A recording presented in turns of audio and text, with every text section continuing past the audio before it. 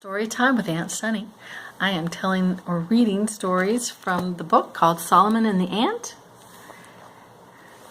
This one is, a lot of these stories are ancient stories. This one comes around 1800s when many of the Jewish people lived in poorer villages across Eastern Europe. They sometimes went hungry, but most of all, the thing they hungered for was knowledge. There was always great excitement when a traveling teacher called a Maggid would come to share his knowledge. This is a story about a highly respected teacher and his lowly coachman and how things suddenly changed. It's called The Coachman's Answer. So some of these stories that I have been able to read to you talk about being clever. And you get a chance to be seen that way when you want to learn, when you wonder about things, and sometimes when you are taught by someone who's wise. So the ability to learn from somebody is such a gift. It was a long time ago, and it is today. So here's our story. Model the coachman. He was driving the Maggid of Domno, which is actually a real person I found, through the countryside, as he often did, and it was almost a holiday.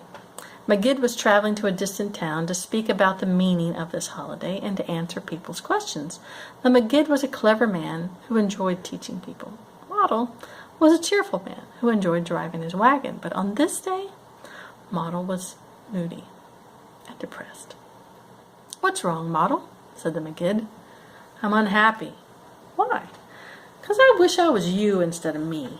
"Why?" "You're a great teacher, and everywhere we go, people are excited to see you. They crowd around you to listen to every word you say. They give parties in your honor, and they thank you for teaching them so much. But no one even notices me. It's not fair." "Why not?" "Because you're so learned, and I'm Model. Just once in my life, I wish I could feel clever, like a scholar." "Would you be able to give a speech as I do?" "I can give your speeches. I've heard them all 100 times, said Model. "Can you answer the people's questions as I do?" "I've heard your answers too. It's pretty easy and simple. I remember all your answers so that even a wagon driver, put those together you get a dragon, a wagon driver like me can do it." "Fine," said the Maggid. "I'll give you a chance to feel like a scholar. Today, I will be the coachman, you'll be the Maggid." So they exchanged hats and coats, switched places. Maggid drove the horses, looked just like a coachman. Model sat beside him, stroking his beard, and looked just like a Maggid. When they got to the village, everyone cheered and waved at Model, and Model smiled and waved back, just like the Maggid. And thinking he was the scholar, people brought Model into a large study house, and they all crowded inside to listen to his speech. Suddenly, Model felt nervous in front of so many people. Do you think you could talk in front of a bunch of people? But he also felt excited because this was his chance to feel clever and learned and wise. And he began giving the Maggid's speech. He said the same words as the Maggid. He sounded like the Maggid. He even moved his hands and nodded his head like the Maggid.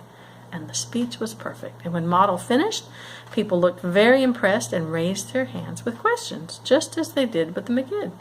Now Model remembered all the answers. Everything went splendidly. Until someone asked a question that Model had never heard before, and he had no idea how to answer it. "Well, that's an interesting question," said Model as his face turned red. "And it's an unusual question," he said as his hands began to shake. Model looked around desperately for the Maggid to help him, but the Maggid was far away in the back, standing in the corner, looking worried. People began to whisper, "What's wrong? Why isn't he answering the question? Is it possible the great Maggid doesn't know the answer?" So Model cleared his voice and he said, "Of course I know the answer. I'm not telling you why. I'm not answering because it's so easy. It's so simple that even my coachman can answer it there in the back." And he pointed to the back of the room and said, "Coachman, answer that question." So the real Maggid breathed a sigh of relief and answered the question perfectly, and everyone was amazed. And they said to Model, "You know so much. Even your coachman knows more than we do." The Maggid smiled at Model, and Model smiled back because Model finally felt very clever indeed. It is nice to feel clever. So keep learning.